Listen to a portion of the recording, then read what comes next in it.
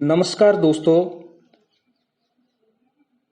पिछले दो व्याख्यानों में हमने आचार्य रामचंद्र शुक्ल के प्रसिद्ध निबंध कविता क्या है का अध्ययन कर रहे थे। उसी क्रम में ये तीसरा व्याख्यान है। अब तक इस निबंध में हम पढ़ चुके थे और आचार्य शुक्ल हमको ये बता चुके थे कि कविता क्या होती है, जीवन क्या होता है, जगत क्या होता है, कविता किस तरह से उच्च भावों का प्रदर्शन करती है। और ये वो बता चुके थे कि जिस तरह आत्मा की मुक्तावस्था ज्ञान दशा कहलाती है, उसी प्रकार हृदय की मुक्तावस्था जो है वो रस दशा कहलाती है। और कविता जो है वो हृदय को प्रकृत दशा में लाती है, यानी उसका जो सहज स्वाभाविक अवस्था है हृदय की, उसमें कविता और जगत के बीच क्रमशः उसका अधिकाधिक प्रसार करती हुई उस रस दशा का उसे मनुष्यत्व की उच्च भूमि पर ले जाती है कविता। यानी आचार्य रामचंद्र शुक्ल ने कविता को एक ऐसी वस्तु के रूप में चित्रित किया जो व्यक्ति के हृदय को, व्यक्ति के भावों को मनुष्यत्व की उच्च भूमि पर ले जाने में महत्वपूर्ण भूमिका निभाती है। और भावयोग की सबसे उच्च कक्षा में पहुंचे हुए मनुष्य का जगत के साथ पूर्ण तादात्म्य हो जाता है और उसकी भाव सत्ता अलग नहीं रह जाती, और ऐसे व्यक्ति का भाव हृदय हो जाता है। यहां तक जो है हम पिछले व्याख्यान में पढ़ चुके थे। अब अगले व्याख्यान, आज का व्याख्यान हम शुरुआत करते हैं। और चूंकि मैं पूर्व बता चुका हूं कि आचार्य शुक्ल ने अपने इस निबंध को बिंदुओं में विभाजित किया है, तो अब तक अपन 5 बिंदु जो हैं वो इस निबंध में पढ़ चुके थे। और 5 बिंदुओं में मैंने जैसा कि पहले बताया था कि प्रथम बिंदु तो भूमिका या पृष्ठभूमि के रूप में मैंने उसे नाम दिया था, आचार्य शुक्ल ने उसका कोई नाम नहीं दे रखा था। दूसरा, सभ्यता के आवरण और कविता, ये शीर्षक आचार्य शुक्ल ने स्वयं ही दे रखा था। और तीसरा था कविता और सृष्टि प्रसार। और चौथा जो है वो था कि काव्य और व्यवहार। और पांचवा मनुष्यता की उच्च भूमि, जिसकी बात अभी मैं कर रहा था। अब छठा बिंदु जो है वो भावना या कल्पना। तो दोस्तों, आचार्य शुक्ल इस निबंध में कहते हैं और इस बिंदु के अंतर्गत कहते हैं कि काव्यानुशीलन जो है वो उसी प्रकार की स्थिति में आदमी को ले जाता है जिसमें कर्मयोग, ज्ञान योग ले जाते हैं। अर्थात आचार्य शुक्ल ने कविता से प्राप्त भाव योग को कर्मयोग और ज्ञान योग के समकक्ष बताया है। वे लिखते हैं कि यहां पर अब ये बताने की आवश्यकता प्रतीत होती है कि उपासना भाव योग का ही एक अंग होता है। उपासना की परिभाषा देते हुए कहते हैं, पुराने धार्मिक लोग उपासना कर ध्यान भी लिया करते थे। ध्यान क्या होता है, उपासना क्या होता है, इसकी परिभाषा देते हुए कहते हैं कि जो वस्तु हमसे अलग है, जो हमसे दूर प्रतीत होती है, जिसके सामीप्य का अनुभव करना ही ध्यान अर्थात उपासना है। आचार्य शुक्ल कहते हैं कि इसी ध्यान और उपासना को साहित्य वाले व्यक्ति जो हैं वो भावना कहते हैं और आजकल के लोग इसको कल्पना कहते हैं। अर्थात आचार्य शुक्ल के अनुसार कि भावना और कल्पना दोनों एक, छठे बिंदु का नाम भावना और कल्पना रखा है। जिस प्रकार भक्ति के लिए उपासना और ध्यान की आवश्यकता होती है, उसी प्रकार भावों के प्रवर्तन के लिए भावना या कल्पना अपेक्षित होती है। जिसकी भावना या कल्पना शिथिल होगी या असक्त होगी, वो कविता की सरस उक्ति को पढ़कर भी प्रभावित नहीं हो सकता। और जिसकी भावना या कल्पना बहुत प्रबल होगी, वो कविता की सरस पंक्ति को पढ़कर के वो तुरंत ही भाव दशा में पहुंच जाएगा। आगे आचार्य शुक्ल का वर्गीकरण करते कि कल्पना 2 प्रकार की होती है, एक तो विधायक कल्पना और दूसरी ग्राहक कल्पना। कि कवि में जो कल्पना होती है वो विधायक कल्पना कहलाती है।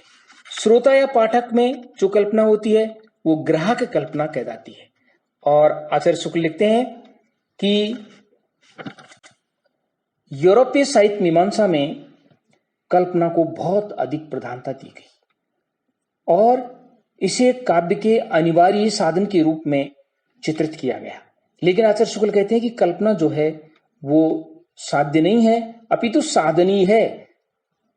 किसी प्रसंग की विचित्र मूर्ति विधान हो पर उसमें उपयुक्त भाव संचार की क्षमता नहीं है तो काव्य के अंतर्गत नहीं होगा। तो यूरोपीय आचार्य शुक्ल का कहने का तात्पर्य है कि यूरोपीय साहित्य विधान में तो कल्पना को काव्य का साध्य माना गया, जबकि कल्पना साध्य नहीं है, साध्य तो भाव ही है। कल्पना तो भावना तो भावों को उद्दीप्त करने का एक साधन मात्र है। ये उनका बिंदु था छठा कि कल्पना और भावना के नाम से। अब अगला बिंदु जो उन्होंने दिया है उसका नाम है मनोरंजन। दोस्तों, आचार्य शुक्ल कहते हैं, वो लिखते हैं का उद्देश्य मनोरंजन है, लेकिन वो कहते हैं कि कविता का इतना सस्ता उद्देश्य नहीं है। वो कहते हैं तो क्या है कि कविता का अंतिम लक्ष्य जगत के मार्मिक पक्षों का प्रत्यक्षीकरण करके उनके साथ मनुष्य हृदय का सामंजस्य स्थापन है। ये कविता का स्थापन है, ये कविता का प्रमुख उद्देश्य है। मनोरंजन कविता का उद्देश्य नहीं है। आचार्य शुक्ल लिखते हैं, इतने गंभीर उद्देश्य के स्थान पर केवल मनोरंजन को उद्देश्य मानकर जो कविता पठन पाठन करते हैं या इस प्रकार का जो विचार रखते हैं कि मनोरंजन ही, आचार्य शुक्ल ने, कि वे तो रास्ते में ही रह जाने वाले पथिक के समान है। अर्थात आचार्य शुक्ल स्पष्ट रूप से कहते हैं कि मनोरंजन बहुत हल्के स्तर की चीज है और ये कविता का उद्देश्य नहीं हो सकता। कविता का उद्देश्य तो जगत के मार्मिक पक्षों का प्रत्यक्षीकरण करके उसके साथ मनुष्य हृदय का सामंजस्य स्थापन, भाव स्थापन ही कविता का उद्देश्य है। यद्यपि इस बात को मानते हैं, आगे वो लिखते हैं कि कविता पढ़ते समय मनोरंजन अवश्य होता है, पर उसके उपरांत कुछ और भी होता है। ये और ही सब कुछ है। मनोरंजन की शक्ति को स्वीकार करते हुए आचार्य शुक्ल अपने निबंध में कहते हैं कि मनोरंजन जो है वो शक्ति है जिससे कविता अपना प्रभाव जमाने के लिए मनुष्य की चित्तवृत्ति को स्थिर किए रहती है। अर्थात एक साधन है जिसके माध्यम से व्यक्ति का हृदय जो है, व्यक्ति की चित्तवृत्ति जो है वो एक स्थान पर केंद्रित रहती है, और जो एक स्थान पर केंद्रित रहती है तो कविता ठीक तरह से समझ में आती है और ठीक तरीके से व्यक्ति के अंदर भावों का उत्पादन होता है। अच्छी से अच्छी बात को भी कभी कभी जो केवल कान से सुनकर लेते हैं उनसे उनका मनोयोग नहीं होता। जैसे अच्छी बात को भी कभी कभी जो केवल कान से सुनकर लेते हैं उनसे उनका मनोयोग नहीं होता। जैसे कि उदाहरण देते हैं कि परोपकार करो, दूसरों पर दया करो, चोरी करना अपराध है। ये चीजें, ये उपदेश आदमी के हृदय तक नहीं पहुंचते, हृदय तक। पर कविता अपनी मनोरंजन शक्ति को लेती है और जीवन पट पर उक्त कर्मों की सुंदरता या विरूपता अंकित करके हृदय के मर्मस्थलों को स्पर्श करती है कविता। मनुष्य कुछ कर्मों में जिस प्रकार दिव्य सौंदर्य माधुर्य प्राप्त करता है, उसी प्रकार कुछ कर्मों में भीषण कुरूपता और भद्दापन होता है। इसी सौंदर्य का कुरूपता का प्रभाव मनुष्य के हृदय पर पड़ता है और ये सौंदर्य या कुरूपता सम्यक प्रत्यक्षीकरण कविता ही कर सकती है। अर्थात मनुष्य का सौंदर्य या प्रकृति का सौंदर्य या मनुष्य की कुरूपता या प्रकृति की कुरूपता, इसका प्रभाव जो मनुष्य के हृदय पर पड़ता है, मनुष्य का हृदय इन अदृश्य चीजों का जो प्रत्यक्षीकरण करता है वो कविता के माध्यम से ही करता है। कविता ही कुरूप और सौंदर्यवान चीजों को प्रत्यक्षीकरण करके मनुष्य को समझाती है। ये कविता का कार्य है। फिर पंडित राज जगन्नाथ का उदाहरण देते हुए आचार्य शुक्ल अपने इस निबंध में आगे लिखते हैं कि कविता किस तरह से व्यक्ति को रमा देती है। रमणीयता, यानी रमणीयता कविता की विशेषता हुई। रमणीयता का अर्थ है जो व्यक्ति के मन को रमा देती है। तो कविता की इस रमाने वाली शक्ति को देख करके ही पंडित राज जगन्नाथ ने कविता का सिद्धांत प्रस्तुत किया और उसको काव्य का साध्य स्थिर किया। जबकि जो यूरोपीय समीक्षक हैं वो आनंद को कविता का परम लक्ष्य ठहराते हैं, लेकिन आचार्य शुक्ल कहते हैं कि ये मनोरंजन या आनंद तो बहुत सी बातों में हुआ करता है, किस्सा कहानी सुनने में भी बहुत सी बातों में हुआ करता है, किस्सा कहानी सुनने में भी मनोरंजन होता है, उसमें भी आनंद मिलता है, लेकिन कहानी सुनना और कविता सुनना एक नहीं है। कहानी और कविता के अंतर को बहुत ही स्पष्ट रूप से परिभाषित करते हुए इस निबंध में आचार्य शुक्ल कहते हैं कि कविता और कहानी का अंत में निमग्न हो जाता है, डूब जाता है, और कभी कभी वो बार बार एक ही पद को सुनना चाहता है। वो इतना, उसके अंदर इतना भावोद्रेक हो जाता है, वो उसकी रसदशा इस स्थिति तक पहुंच जाती है कि एक पद को, एक कविता के एक अंश को वो बार बार सुनना चाहता है, आगे की घटना के लिए आकुल रहता है। दोनों में अंतर कि कविता सुनने वाला जो है, यदि उसमें रसोद्रेक हो गया, यदि वो रसदशा में पहुंच गया, तो कविता के एक ही अंश को वो बार बार सुनना चाहेगा।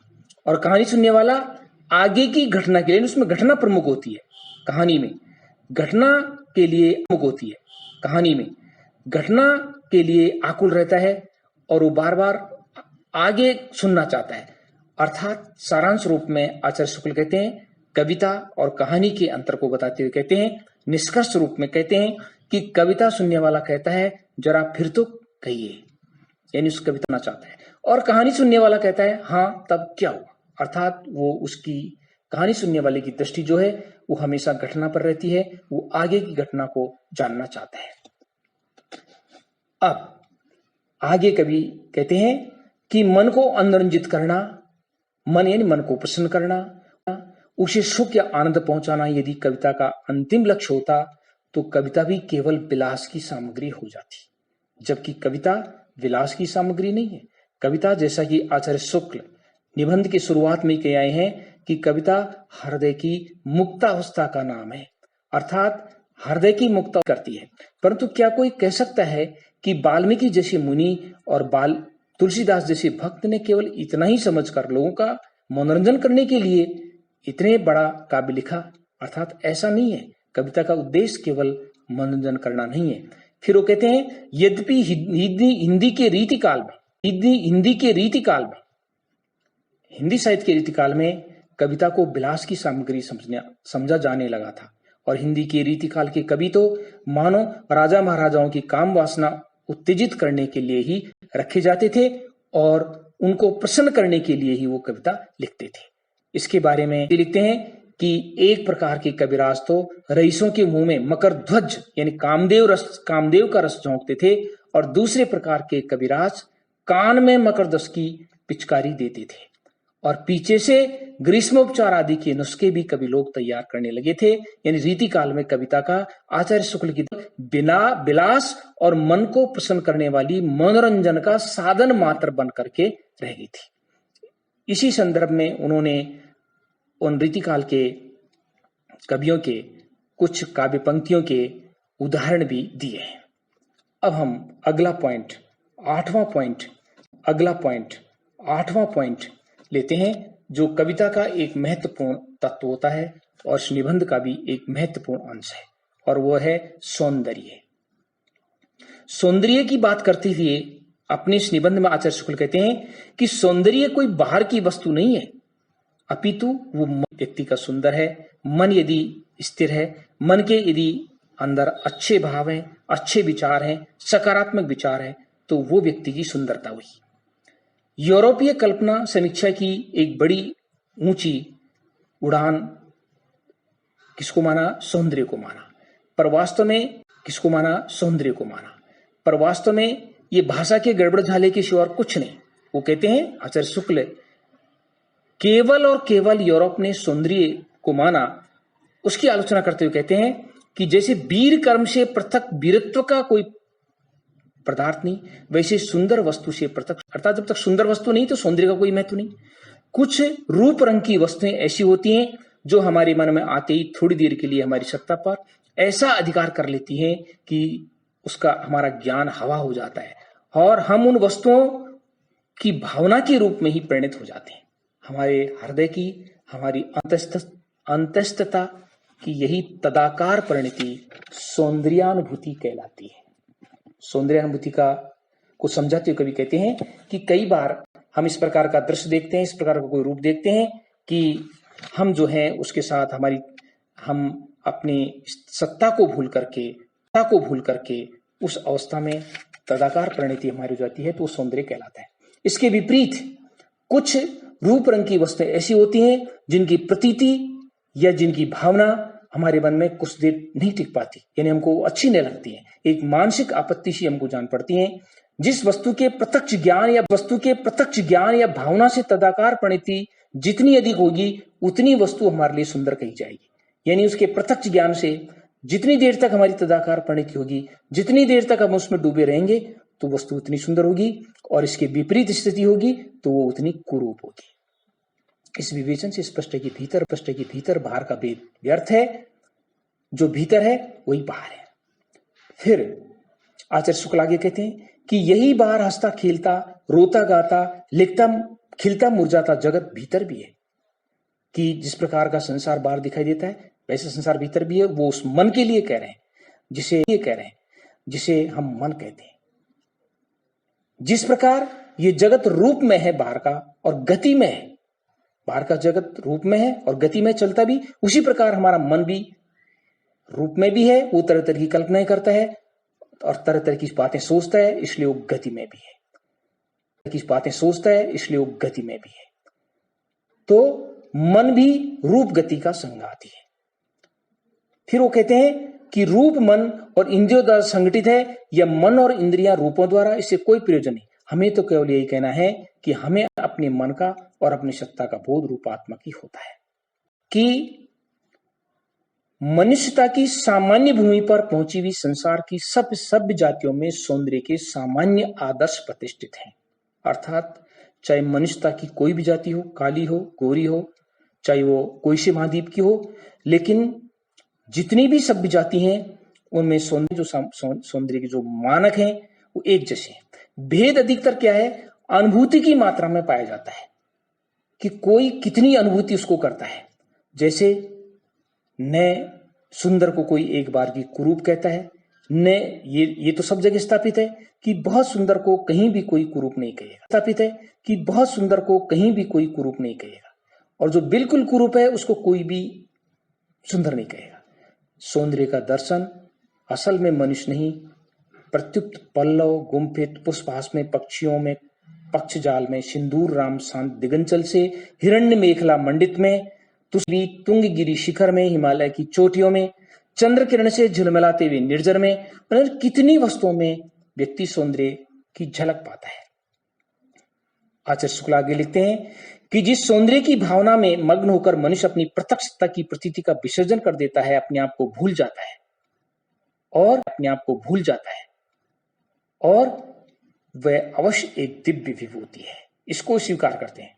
भक्त लोग क्या करते हैं कि अपनी उपासना या ध्यान में इस विभूति का अवलंबन करते हैं भगवान के ऊपर। तुलसी और सूर ऐसे सगुणोपासक भक्त राम और कृष्ण की सौंदर्य भावना में मग्न होकर ऐसी मंगल दशा का अनुभव कर गए हैं, पता ही नहीं चलता।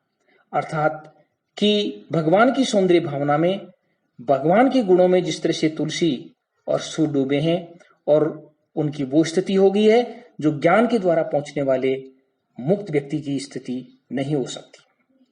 आचार्य शुक्ल आगे लिखते हैं, उन्हें पढ़ के सुना रहा हूं कि कविता केवल वस्तुओं के रूप रंग में सौंदर्य की छटा नहीं दिलाती, प्रत्युक्त कर्म और रमणी प्रवृत्ति के भी अत्यंत मार्मिक दृश्य सामने रखती है।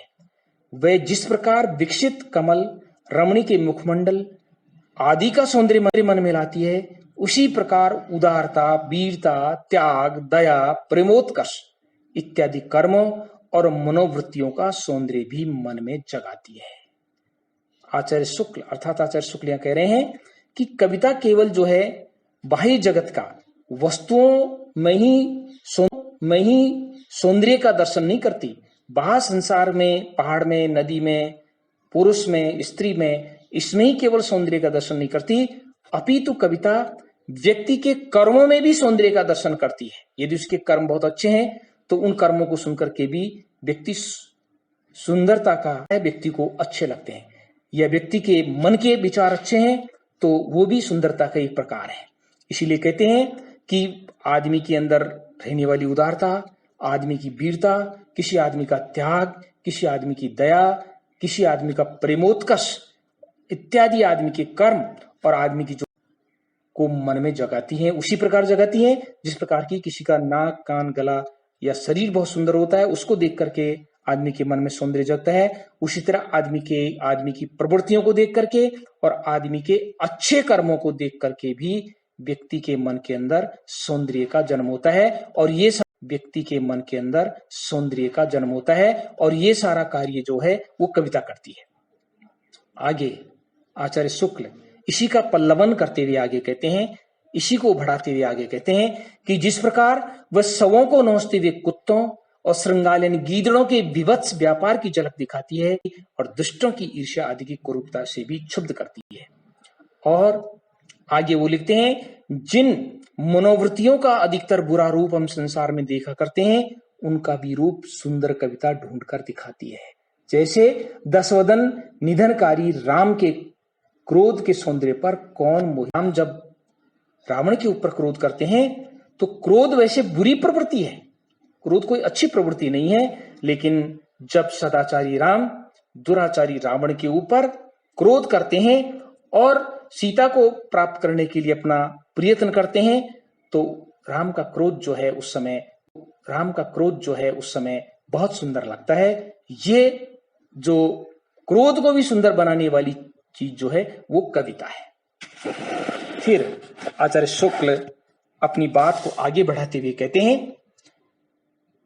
आचार्य शुक्ल की पंक्तियां हैं कि जो कविता रूप माधुर्य से हमें तृप्त करती है, वही उसकी अंत्यवर्ती की सुंदरता का आभास देकर हमें मुक्त कर देती है। जैसे कोई रमणी बहुत सुंदर है, लेकिन यदि उसकी अंत्यवर्ती, यदि उस रमणी का अंदर के विचार, उसमें दया है, ममता है, उदारता है, अच्छे विचार हैं, तो वो भी हमें आकर्षित करती है। और ये उसका आंतरिक सौंदर्य हुआ, उस युवती के जो विचार हैं, जो उदारता है, उसके अंदर जो दया है, उसके अंदर जो क्षमा है, उसके अंदर जो सकारात्मक विचार है, ये उसका आंतरिक सौंदर्य हुआ। उसके शरीर का सौंदर्य है, बाह्य सौंदर्य हुआ। जब ये दोनों सौंदर्य व्यक्ति में होते हैं, जो आचार्य शुक्ल कहते हैं कि वो पूर्ण सौंदर्य होता है।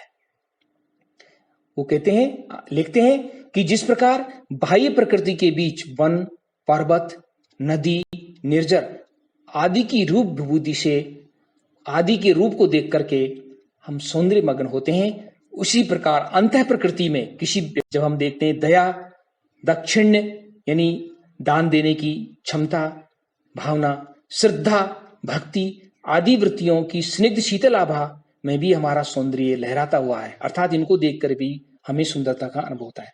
यदि कहीं बाह्य और आभ्यंतर दोनों सौंदर्य को योग दिखाई पड़े तो फिर तो कहना ही क्या। और इसी को आचार्य शुक्ल जो है वो पूर्ण सौंदर्य कहते हैं।